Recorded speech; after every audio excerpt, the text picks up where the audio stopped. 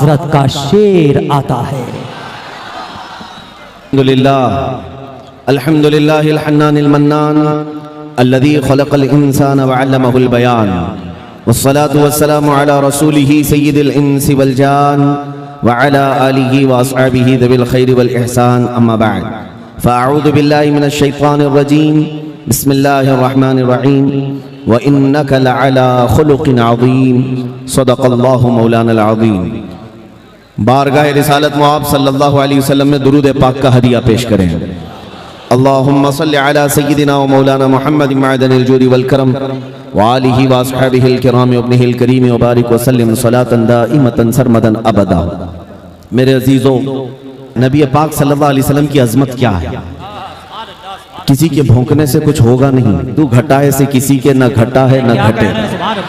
या रसूल अल्लाह, जब बढ़ाए तुझे अल्लाह ताला तेरा। नारे तकबीर और नारे रिसालत। और एक बात यह है, जो कांटे खाने की आदत रखते हैं उन्हें फूल समझ में नहीं आते। जो कांटे खाने की आदत रखते हैं उन्हें फूल समझ में नहीं आते, और जो फजूल होते हैं उन्हें उसूल समझ में नहीं आते। और जिनके बाप दादाओं में खता होती है, ऐसे हरामियों को मेरे रसूल समझ में नहीं आती। उन लोगों का जिक्र करने की जरूरत ही नहीं है। कुरान ने सूरे कलम में फरमाया, उतुल्लिम बअद ज़ालिका ज़नीम। जो मेरे मुस्तफ़ा करीम सल्लल्लाहु अलैहि वसल्लम की तौहीन करते हैं वो जिना से पैदा हुए हैं। बेउसूलों को उसूल समझ में नहीं आता। तो बहरहाल मुस्तफ़ा करीम सल्लल्लाहु तआला अलैहि वसल्लम की अज़मत उन लोगों को खूब मालूम है जिनके दिल पाक व साफ हैं। आपने सुना होगा, सैयदना अबू बकर सिद्दीक रज़ी अल्लाह तआला अन्हु हुजूर की बारगाह में आए और अर्ज़ किया, या रसूल अल्लाह, आपसे ज्यादा हसीन व जमील मैंने किसी को देखा नहीं। मेरे आका ने फरमाया, सदक़ता या अबू बकर, ऐ अबू बकर तुम बिल्कुल सच कह रहे हो। अबू जहल खबीस मरदूदुन नफ्स आया और उसने भी ये कहा, ऐ मोहम्मद, तुम्हारे से ज्यादा बदसूरत मैंने किसी को नहीं देखा, नऊज़ु बिल्लाह। मेरे आका सल्लल्लाहु अलैहि वसल्लम ने फरमाया, तू सच कहता है। क्या दो लोग सच कह रहे हैं? एक तारीफ कर रहा है और एक बुराई कर रहा है, और दोनों को मेरे आका सल्लल्लाहु अलैहि वसल्लम फरमा रहे हैं तू सच कह रहे हो। बात दर हकीकत ये है कि मेरे आका सल्लल्लाहु तआला अलैहि वसल्लम से पूछा गया, अबू बकर सिद्दीक को भी आपने कहा सच कह रहे हैं, अबू जहल को भी आपने कहा सच कह रहा है। हुजूर पाक सल्लल्लाहु अलैहि वसल्लम ने इरशाद फरमाया, मैं एक आईने की मिसल हूँ। हर कोई अपनी हकीकत उसमें देखता है और अपनी तारीफ करता है। मेरे अजीजों, हुजूर पाक सल्लल्लाहु तआला अलैहि वसल्लम की शान में भौंकने वाले अपनी हकीकत वो उस आईने में देखते हैं और अपने आप पर कोसते हैं। और अल्लाह का करोड़ा शुक्र व एहसान है कि हमें बरेली का इमाम इश्क व मोहब्बत मिला है, जिसने हमें अज़मत मुस्तफ़ा सिखाया है।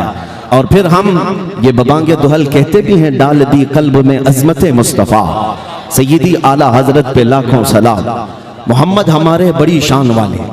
मेरे आका सल्लल्लाहु तआला अलैहि वसल्लम की अज़मत आज इस दिल्ली की सरजमीन पर मौका मिला है। मैं अर्ज करता हूँ, क्योंकि मुझे पता है यहाँ सुनने के लिए जो लोग आए हैं, ये सिर्फ ये मजमा जो आपको नजर आ रहा है, ये सिर्फ टोपी दाढ़ी वाला ही मजमा नहीं है। मेरे बहुत सारे रिश्तेदार भी यहाँ आए हैं।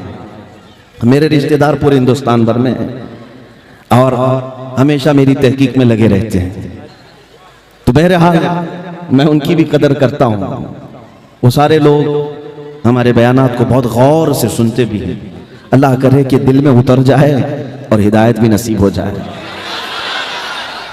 खैर मेरे अजीजों, जिन लोगों को अभी भी शक व शुबा है, उन लोगों को मैं ये अर्ज करता हूँ, छोड़ दो। मेरे आका सल्लल्लाहु तआला अलैहि वसल्लम की जात की तरफ उंगलियां उठाना। हमारे जज्बात से क्यों खेलते हो?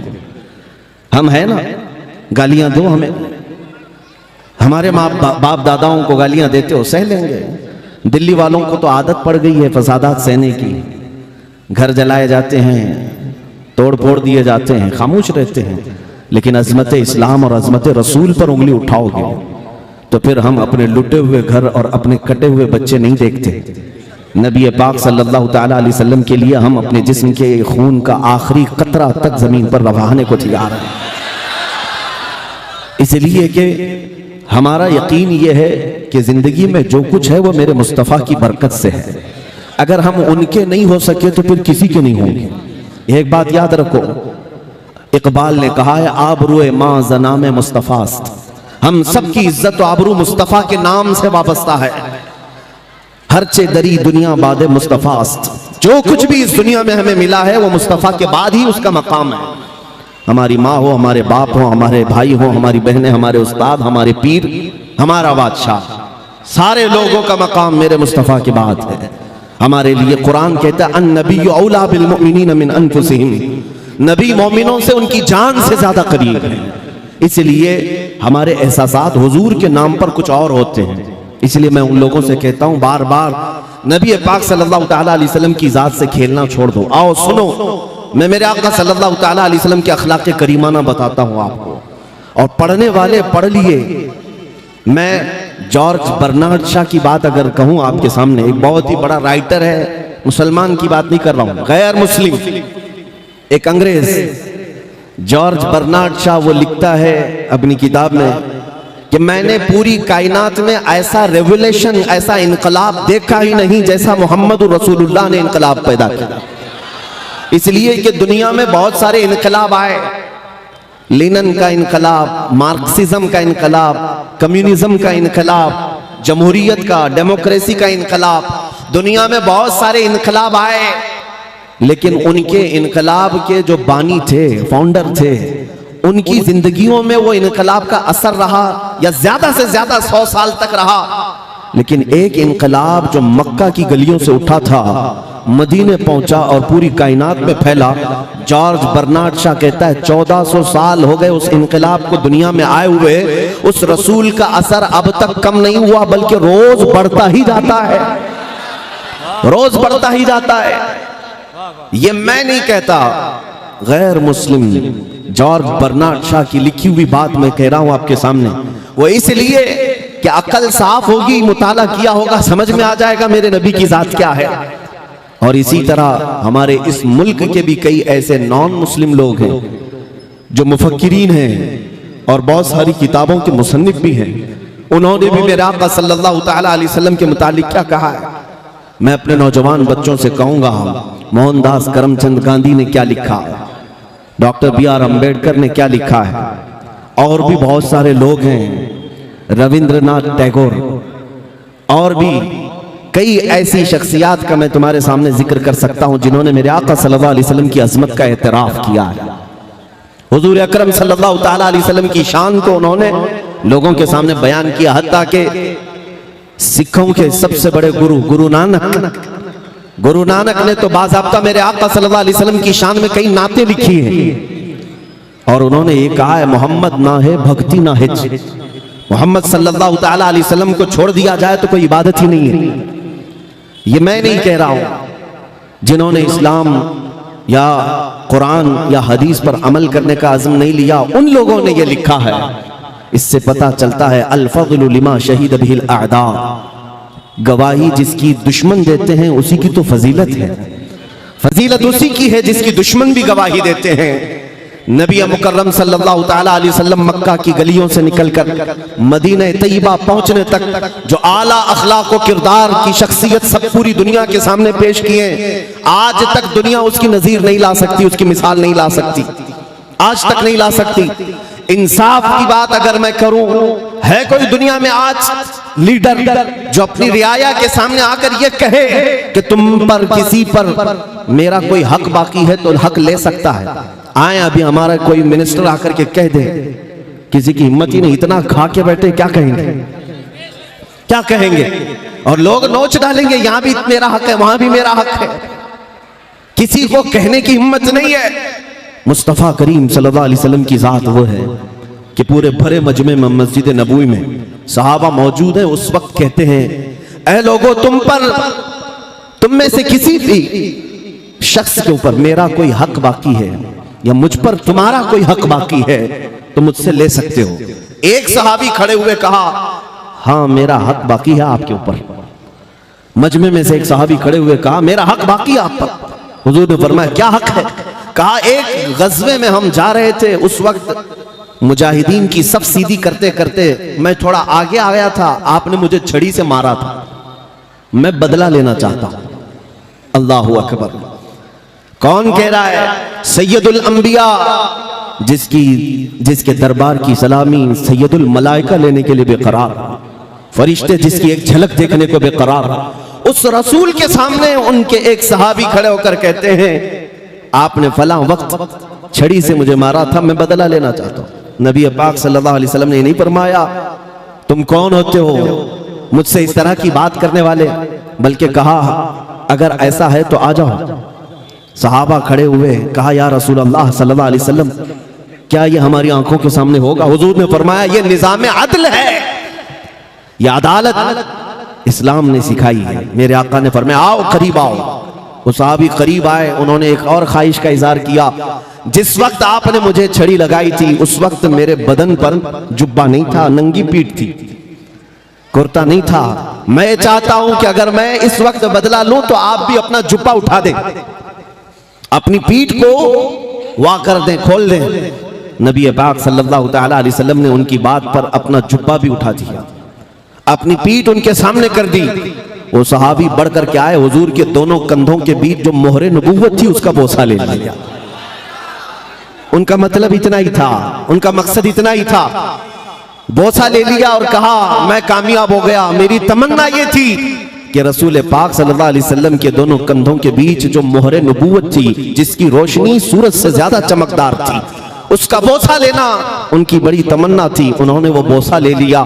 मगर मेरे आका सल्लल्लाहु अलैहि वसल्लम ने दुनिया को यह बताया अदल कैसे कायम किया जाता है। अमीर और गरीब हो कि बादशाह और रियाया हो, सबके दरमियान अदल कायम करने का निजाम ये मेरे मुस्तफ़ा ने बताया है। यहाँ तो अब ये बात आम होने लग गई कि कानून जो है मालदारों के घर की कनीज बन गई है। हाँ, कानून को जिस तरह से चाहे उस तरह से बना दिया जाए, गरीबों के लिए कुछ अलग बना दिया जाए, अमीरों की जेब में कुछ और पहुंचा दिया जाए। अगर छोटा आदमी जुर्म करे तो उसे सजा दे दी जाए, और बड़े लिंक वाला और बड़े सोर्स वाला अगर कोई कत्ल भी करे तो उसे बचाने के लिए हजार हथकंडे अपनाए जाएं। ये निजाम अदल मेरे मुस्तफा का नहीं। उंगली उठाने से पहले मेरे आका की जात को पढ़ो, हुजूर पाक सल्लल्लाहु अलैहि वसल्लम के अखलाक करीमाना को पढ़ो। ये रेपिस्ट क्या बताएंगे मेरे आका की अजमत को। नबी पाक सल्लल्लाहु ताला अलैहि वसल्लम का हाल तो ये है, फतह मक्का के दिन मेरे आका सल्लल्लाहु ताला अलैहि वसल्लम 10,000 सहाबा का लश्कर लेकर मक्का में आ रहे थे। 10,000 सहाबा थे, लेकिन उसी दिन खाने काबा जाने के रास्ते में एक कुतिया ने बच्चे दी थी, एक कुतिया ने बच्चे दी थी। जब हुजूर का गुजर हुआ, मेरे आका ने एक सहाबी को वहां खड़ा कर दिया कि कहीं सहाबा अनजाने में किसी कुतिया के बच्चे पर पैर न रखते, किसी बच्चे पर पैर ना रख दे जब तक ये पूरा लश्कर ना गुजरे। मेरे आका ने फरमाया तुम्हारी जिम्मेदारी है कि इस कुतिया की हिफाजत के लिए खड़े रहो। मेरा दीन ये है, मेरे आका की जात ये है, जो एक जानवर और कुतिया के बच्चों की हिफाजत की भी फिक्र करते हैं। यहाँ दरिंदे जो बलात्कार करते हैं वो मेरे आका की जात पर उंगली उठाते हैं। तुम्हें अंदाजा भी नहीं है। मैं आपको बताऊं, हुजूर पाक सल्लल्लाहु ताला अलैहि वसल्लम मदीना तैयबा में तशरीफ फरमा है। आज तो बरसों हो गए, रियाया अपनी बिपता किसको सुनाएगी? अखलाक पर बात आई है, मैं अर्ज करूंगा आज मेरे नबी की अजमत सुन के जाओ। और जो लोग खास मुझे आज सुनने आए हैं उनसे मैं कहता हूं, आप नोट करो इस बात को, मैं दिल्ली की सरजमीन पर क्या गुफ्तगू कर रहा हूं। नबी पाक सल्लल्लाहु ताला अलैहि वसल्लम मदीना तैयबा में हैं, सहाबा के साथ थे। एक पागल औरत हुजूर पाक सल्लल्लाहु अलैहि वसल्लम के रास्ते में आने लगी। सहाबा रोकने लगे, ये आएगी तो बड़बड़ करने लग जाएगी, इसकी जुबान बहुत चलती है। लोग उससे रास्ता काट लेते थे। जाहिर सी बात है, पागल लोगों से कौन बात करेगा। नबी पाक सल्लल्लाहु ताला अलैहि वसल्लम के पास वो खातून आने लगी। मेरे आका ने फरमाया छोड़ दो उसको, रास्ता आने दो, उससे बात किया जाए। साहबा ने कहा या रसूल अल्लाह सल्लल्लाहु अलैहि वसल्लम उसका दिमागी तवाजुन ठीक नहीं, मानसिक संतुलन बिगड़ा हुआ जिसको कहते हैं। लेकिन मेरे आका ने फरमाया उसे रास्ता छोड़ दो, मुझे पता है पूरे मदीने में उसकी कोई बात नहीं सुनता, अगर मैं भी ना सुनूं तो वो किसके पास जाए, मैं भी ना सुनूं तो वो किसके पास जाए। मुस्तफा करीम सल्लल्लाहु ताला अलैहि वसल्लम अपना काफिला रोककर उस खातून की बात सुनने लगे, और ऐसे सुनते रहे जैसे किसी दानिशमंद की बात सुन रहे हो, किसी बड़े आदमी की बात जैसे तवज्जो से सुनी जाती है। उस खातून की बात मेरे आका सुनते रहे, वो बार बार एक बात को दोहराती रही। नबी पाक सल्लल्लाहु ताला अलैहि वसल्लम उसको गौर से सुनते रहे। ये एहसास होने नहीं दिया कि तुझे हम पागल समझ रहे हैं। मेरे अजीजों, या अखलाक करीमाना ढूंढ करके लाओ दुनिया के इस निजाम में। यहाँ तो हाल ये है कि इनके सफेद कपड़ों पर धूल लगने ना पाए, इसलिए किसी गरीब से बात करने को तक कोई नेता तैयार नहीं है। हाँ, कौन किसकी बिफ्तात सुनने को तैयार है? नबी मुकर्रम सल्लल्लाहु ताला अलैहि वसल्लम की जात पर उंगलियां उठाने वाले अपने गरीबान में झांक करके देखो, तुमने कितने बैरिकेटिंग लगा दिए हैं अपने और रियाए के दरमियान, गरीबों और अमीरों के दरमियान कितनी हदबंदियां तुम कायम करके रखे हो। वो मुस्तफ़ा करीम सल्लल्लाहु ताला अलैहि वसल्लम जानते हो, एक अंग्रेज अपनी किताब में लिखता है, मैं आज उनकी बातें नकल करके चला जाता हूं इसलिए कि दिल्ली की सरजमीन पर भोंकने वाले बहुत सारे आते हैं, उन्हें पता नहीं है हुजूर की जात, हुजूर की शान को पढ़ा नहीं है। मैं जिसका कैसर खालिद साहब जिक्र कर रहे थे, वूज तक अगर बात पहुंचती है तो ये बात बताता हूं। तुमने शायद एक फुजला खाया है, कनाडा में मौजूद एक शख्स है जो जिलावतन किया गया ईरान का, उस खबीस ने मेरे आका सल्लल्लाहु अलैहि वसल्लम की शान में गंदी किताब लिखी और वही किताब वही पखाना डासना में पहुंचा और ये वही खा खा खा करके वही उगलता रहा। इसे लगा कि यही पूरी किताब ओरिजिनल है। नबी पाक सल्लल्लाहु ताला अलैहि वसल्लम के मुतालिक जितने भद्दे इल्जामात उस पे लगाए गए, वो कहते हैं ना, चूहे को हल्दी की गांठ मिल जाए तो समझता मैं बनिया हूं। उसने हुजूर की जात को पढ़ना था तो बुखारी शरीफ पढ़ लिया होता, मेरे आका की सीरत पढ़ना होता तो मुस्लिम शरीफ तिरमिजी शरीफ पढ़ लिया होता। बुखारी और मुस्लिम और तिरमिजी की बात तो बहुत दूर की है, नबी पाक सल्लल्लाहु ताला अलैहि वसल्लम के नाखूनों की अजमत भी तुझे पता नहीं है। तुमने पढ़ा किससे? कैनेडियन गुस्ताखान रसूल ने जो भद्दी किताबें लिखी वही तुम्हारे पास आई और उसी को बेस बना करके कहने लग गए, हुजूर की जात पर कीचड़ उछालने लग गए और कहने लगे कि मैं मोहम्मद की हकीकत बताऊंगा। नऊज़ बिल्लाह। जालिमो, तुमने दुश्मनों की किताब पढ़ करके मेरे आका को परखने की कोशिश की। आओ मैं तुम्हें उन्हीं की कैटेगरी से बताता हूं, उन्हीं की कैटेगरी से। अंग्रेजों का ही एक और मुफक्किर है, बहुत बड़ा मुअर्रिख भी है, तारीख लिखने वाला। उसने पूरी दुनिया के बहुत ज्यादा मुअस्सिर शख्सियात, उन लोगों की तारीख जमा की है अपनी किताब में, 100 लोगों की जिनका इन्फ्लुएंस अवाम पर सबसे ज्यादा है पूरी दुनिया में। ऐसे 100 लोगों की तारीख जमा की और फर्स्ट नंबर पर मेरे आका का नाम उसने लिखा। क्यों? हमारे घर की नहीं किताब में बता रहा हूं, उनके घर की किताब। 100 मोस्ट यानी इन्फ्लुएंस रखने वाले लोगों में से मेरे आका का नाम सबसे पहले। उसी से पूछो कि क्यों तुमने मेरे आका का नाम सबसे पहले रखा है। वो कहता है कि मोहम्मद सल्लल्लाहु ताला अलैहि वसल्लम से मैं इतना इंस्पायर हो गया, एक हदीस मैंने पढ़ा, हदीसें पढ़ो है नौजवानों और दूसरों तक पहुंचाओ। मेरे आका सल्लल्लाहु अलैहि वसल्लम के अखलाक के तुम सफीर हो, तुम तर्जुमान हो, लोगों तक मेरे आका की अजमत भी बताओ। वो कहता है अंग्रेज, मैंने एक हदीस पढ़ी। पूछा गया क्या हदीस पढ़ी आपने? कहता है उनकी फिक्र कैसी थी। एक बार वो बच्चों के दरमियान बैठे हुए थे, बच्चे खेल रहे थे, छोटे छोटे बच्चे खेल रहे थे। मेरे आका सल्लल्लाहु ताला अलैहि वसल्लम बच्चों से बहुत प्यार करते थे, बच्चों के लिए तोहफे लाते। तिजारत से आने के वक्त बच्चे लटक जाते थे हुजूर पाक सल्लल्लाहु अलैहि वसल्लम के जुब्बे को पकड़कर। साहबा हुजूर पाक सल्लल्लाहु अलैहि वसल्लम उन बच्चों के साथ बैठे हुए हैं, खेलते हुए बच्चों में अचानक एक बच्चे का बाप आया और उसने अपने बेटे को पुकारा, बेटा इधर आजा, तेरी माँ तुझे याद कर रही है। नबी मुकर्रम सल्लल्लाहु अलैहि वसल्लम खड़े हुए उस आने वाले शख्स को क्या कहा कि इस मजमे में अपने बेटे को बेटा कहकर मत बुला। उसने कहा क्यों? मेरा बेटा है, मैं बेटा ना कहूं तो किसको कहूं? मेरे आका ने फरमाया जरूर तेरा बेटा है, घर में बेटा कहकर बुला। इस मजमे में कई यतीम बच्चे खेल रहे हैं जिनके बाप नहीं है। अगर तू अपने बेटे को बेटा कहकर बुलाएगा, उन यतीमों को अपने बाप का एहसास ना हो जाए, और मुझे उनकी तकलीफ का ज्यादा एहसास होता है। यतीमों का मावा, यतीमों का मलजा, मेरा आका मोहम्मद सल्लल्लाहु अलैहि वसल्लम। ये कौन लिखा है? ये हमारे घर की किताब नहीं है, अंग्रेजों का एक बहुत बड़ा मौर्रिख है, दानिश्वर है, उसकी लिखी हुई किताब। इंटरनेट पर सर्च करो है नौजवानों, और इन पाखंडियों को बताओ कि ये उसी जमात से आए हैं जिनके फुजले तुम खा खा करके यहाँ हिंदुस्तान में गंद फैला रहे हो। ये उन्हीं की जमात के अंग्रेज लोग हैं जिन्होंने मेरे आका की जात पर रिसर्च किया और तहकीक करके दुनिया को बताया उनके जैसा अजीम कोई इंसान नहीं है। मेरे आका सल्लल्लाहु ताला अलैहि वसल्लम के मुतालिक एक और बात मैं बता दूं, हुजूर अकरम सल्लल्लाहु ताला अलैहि वसल्लम के अखलाक़ करीमाना पर आज मुझे हैरत होती है नौजवानों पर। ऐ मेरे अजीज बच्चों, नौजवानों, तुम अखलाक को, किरदार को सीखने के लिए आज कई कोर्सेस कर रहे हो। पर्सनैलिटी डेवलपमेंट कोर्सेस चलाए जाते हैं बड़े बड़े शहरों में। हमसे कई नौजवानों ने कहा कि हम ये कोर्स कर रहे हैं। हमने पूछा ये कोर्स में होता क्या है? कहा इसमें लोगों से मिलना सिखाया जाता है, बैठना सिखाया जाता है, बात करने का अंदाज सिखाया जाता है, खाना खाने का तरीका सिखाया जाता है कि बड़े लोगों में, रिच लोगों में कैसे तुम लोग बिहेव करोगे। ये पर्सनैलिटी डेवलपमेंट से ताल्लुक रखने वाली चीजें सिखाई जाती हैं। मुझे हैरत हुई अपने बच्चों पर, तुम उन लोगों से अखलाक सीखने जा रहे हो जिनको पेशाब करने का तरीका मालूम नहीं। अखलाक में सबसे आला अगर कोई इस दुनिया में इमाम है वो मोहम्मद रसूलुल्लाह की जात है। नबी पाक सल्लल्लाहु अलैहि वसल्लम ने खुद इरशाद फरमाया, बुइस्तु लिउतम्मिम मकारिमल अखलाक, मैं भेजा ही गया हूं इसलिए कि सबसे आला अखलाक तुम्हारे सामने पेश करूं, सबसे आला अखलाक तुम्हारे सामने पेश करूं।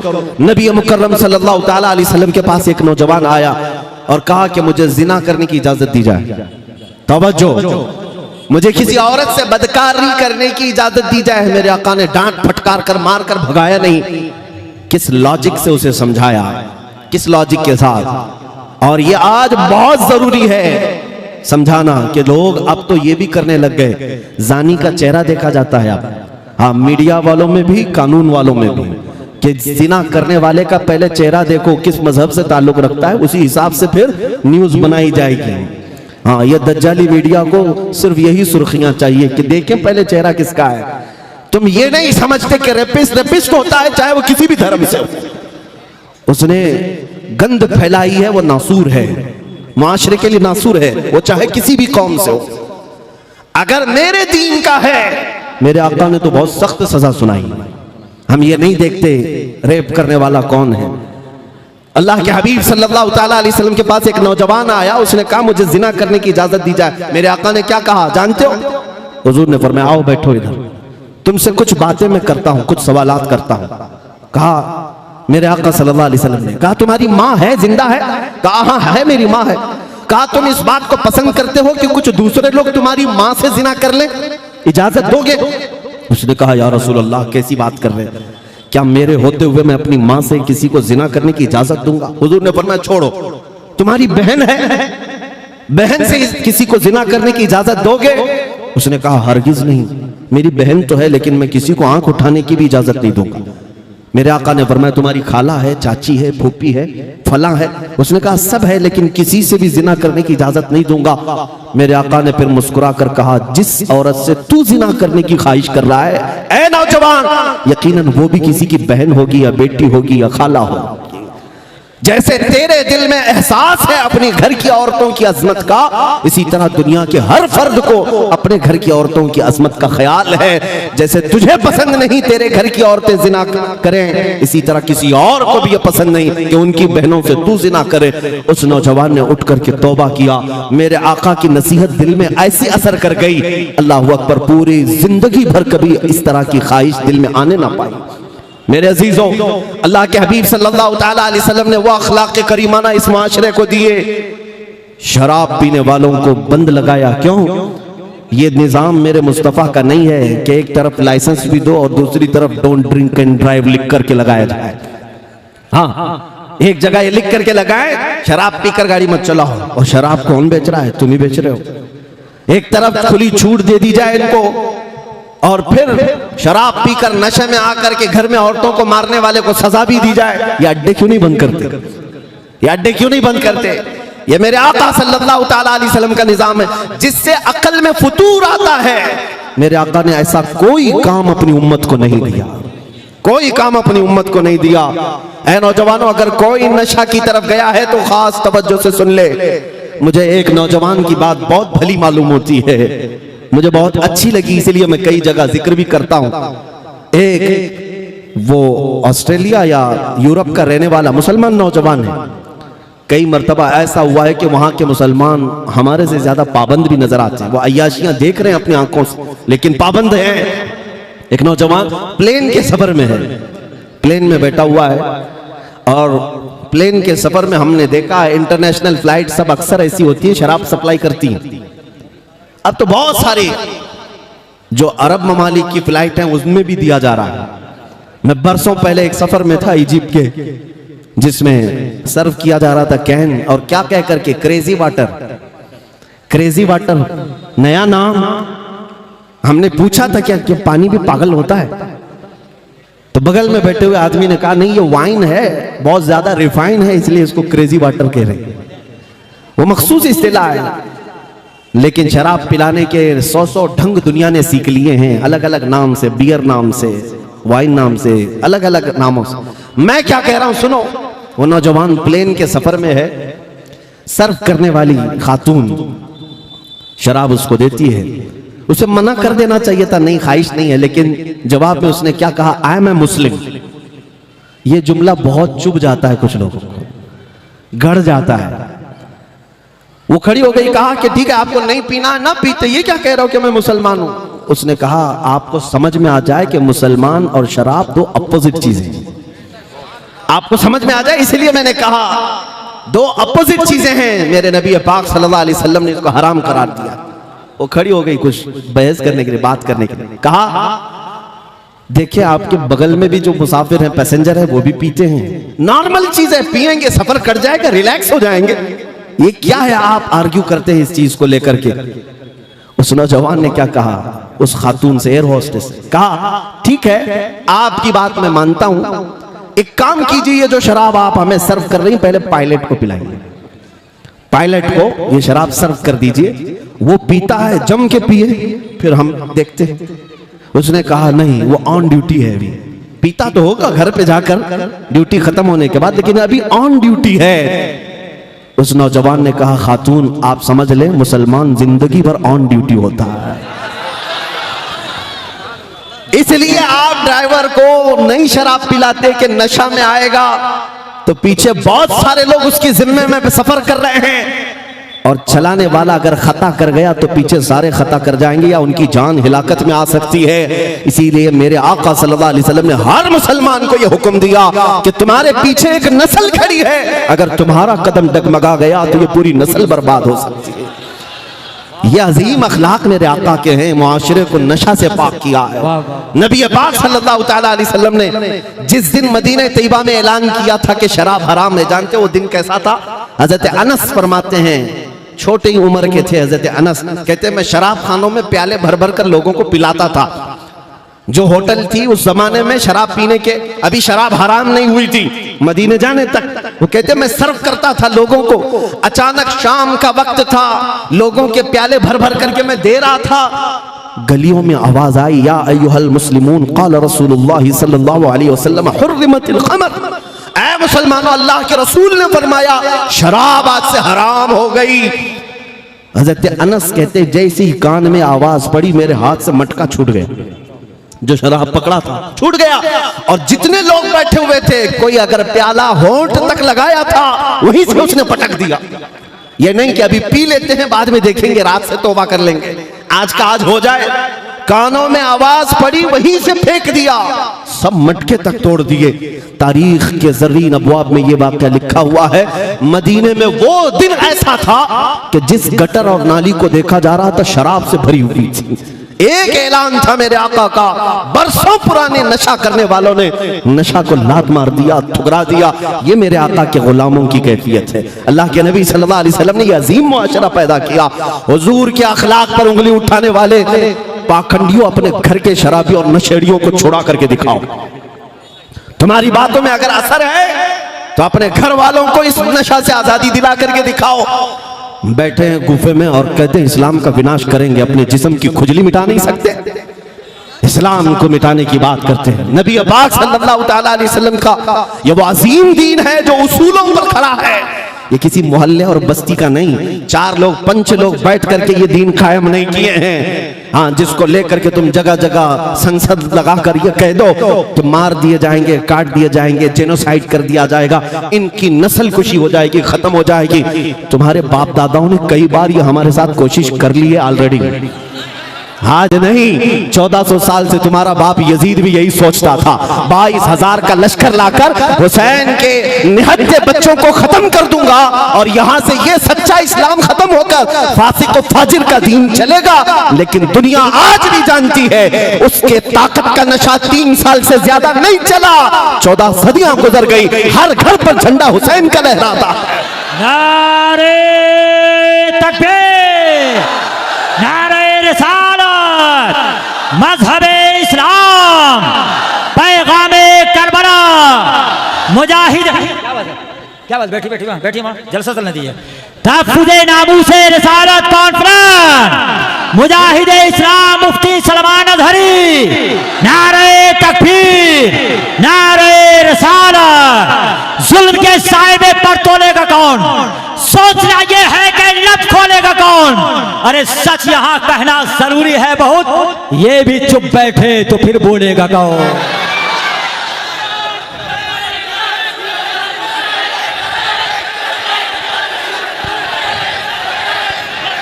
तवज्जो मेरे अजीजों, अल्हम्दुलिल्लाह दिल्ली जागा हुआ है और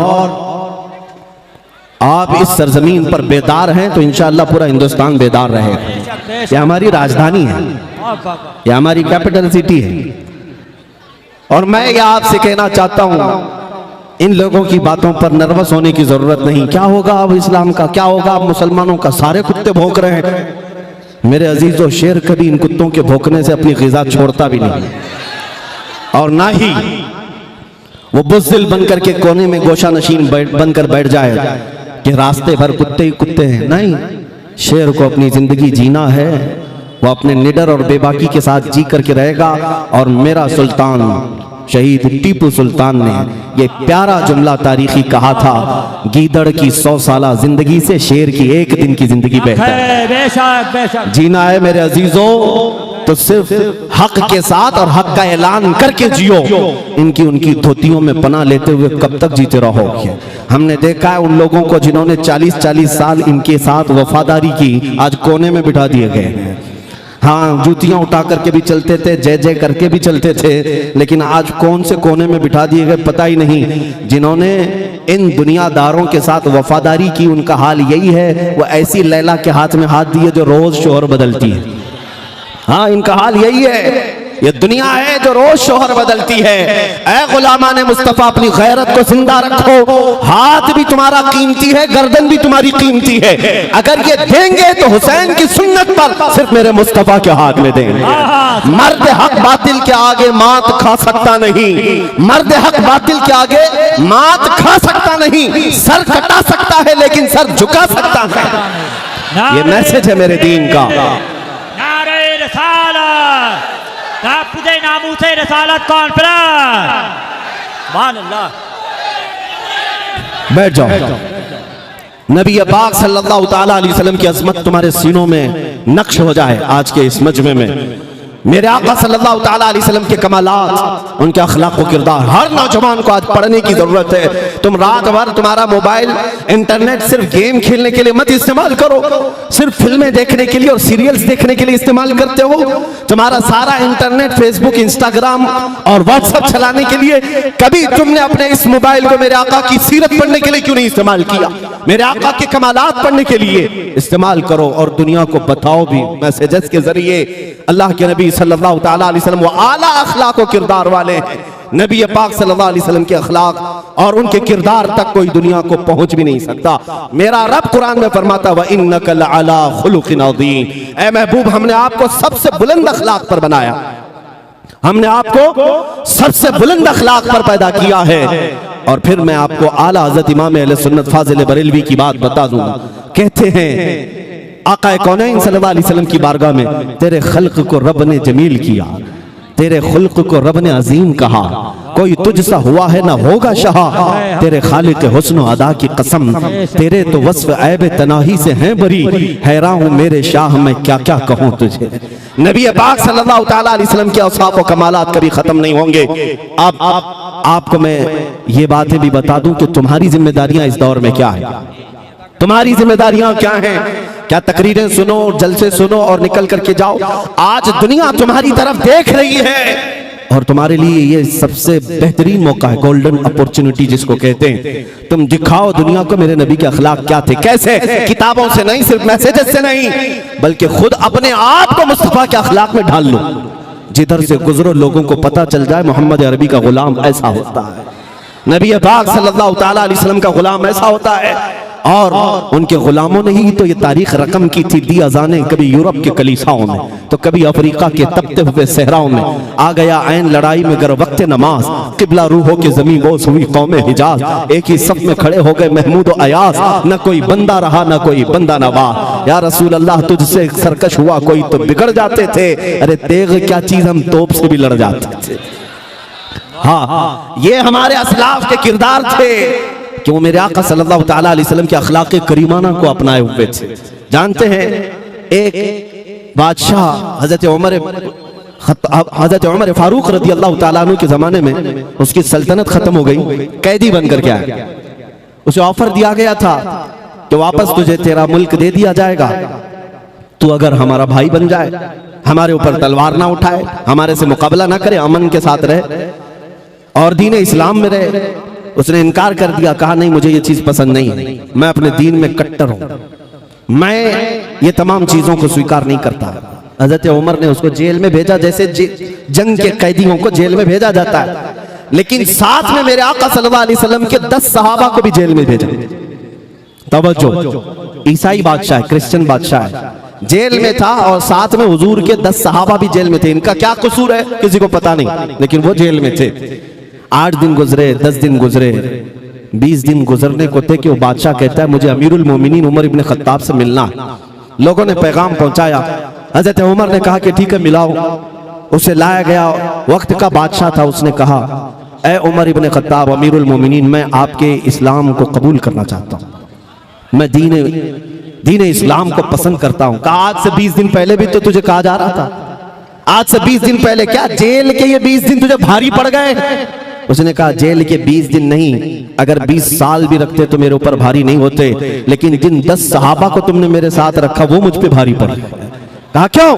इनकी सुबह शाम, इनके दोपहर रात, इनके उठने बैठने चलने फिरने खाने पीने सबको मैं बहुत गौर से देखता रहा।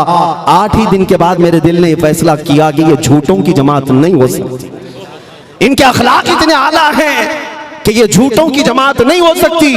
जिस रसूल के ये पैरोकार हैं वो रसूल आला अखलाक वाले होंगे, वो सच्चे मजहब वाले होंगे। मेरे अजीजों, दुनिया को बताने के लिए तुम मेरे आका के अखलाक को अपनाओ, तुम मेरे आका के किरदार को अपनाओ। ये क्या है आज पूरी दुनिया को मैं देख रहा हूँ, तुम्हें ऐसा नशा का एडिक्ट बना दिया गया है। दिन रात हमारे बच्चे टिकटॉक पर मुजरा करते हुए दिखाई दे रहे हैं, तुम्हारे हाथों से कुरान गायब है, तुम्हारे यहाँ इस्लाम की रोशनियां नहीं, लेकिन सुबह उठते हो गाने की धुन पर, रात हो रही है गानों की धुन पर।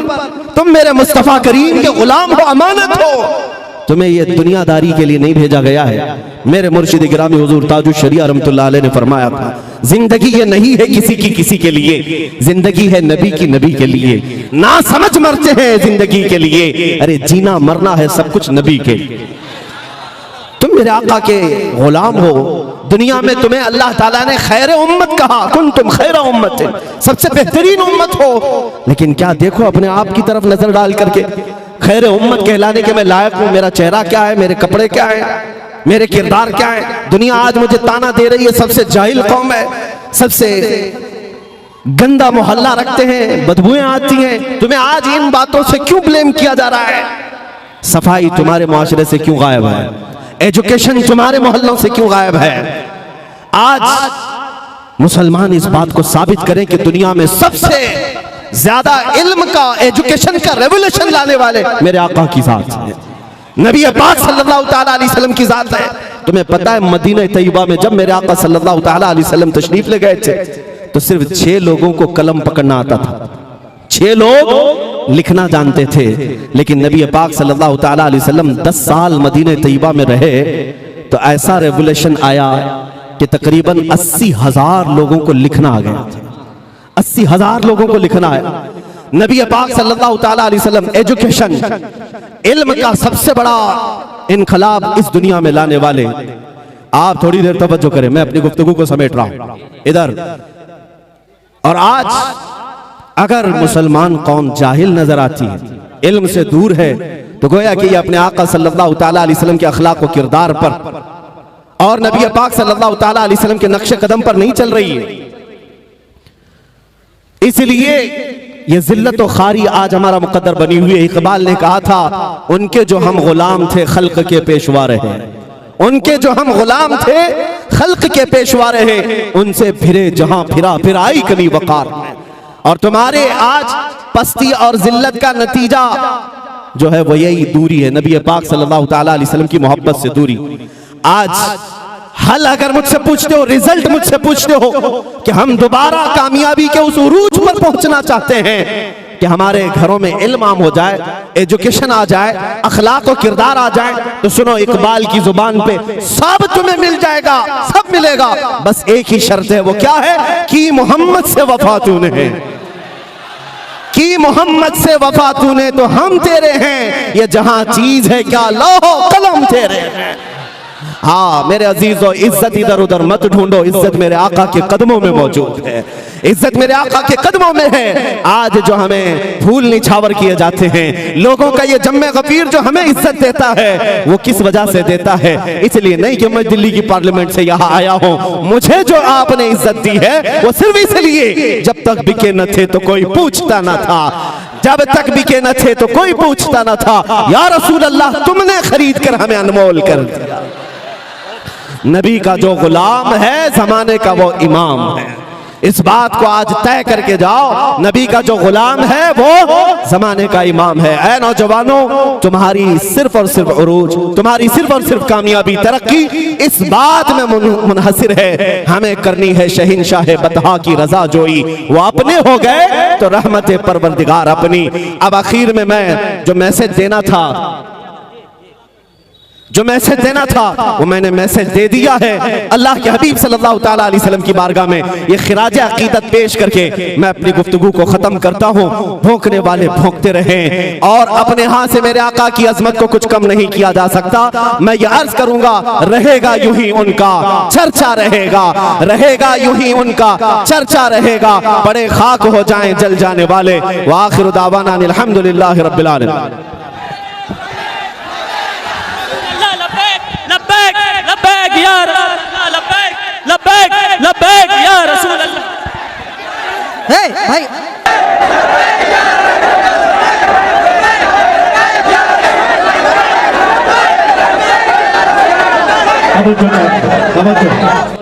अरे मेरे भाई तवज्जो, बस ऐसी बोल दिए, वलीम भाई के लिए दुआ कर दो, खाली नहीं, कोई बात नहीं, कोई बात नहीं। अल्हम्दुलिल्लाह, मैं ये पूरे ठाटे मारता हुआ समंदर अल्लाह के प्यारे हबीब सल्लल्लाहु अलैहि वसल्लम मकीने गुंबद खजरा के हवाले तुम्हें करता हूँ। और मेरे अजीजों, जियो बेखौफ होकर, इंशाअल्लाह तुम गुंबद खजरा की छांव में जी रहे हो। हुजूर पाक सल्लल्लाहु अलैहि वसल्लम की इनायतें तुम्हारे साथ हैं। मेरा दीन, मेरा पाकीज़ा दीन कल था, आज है, हमेशा रहे।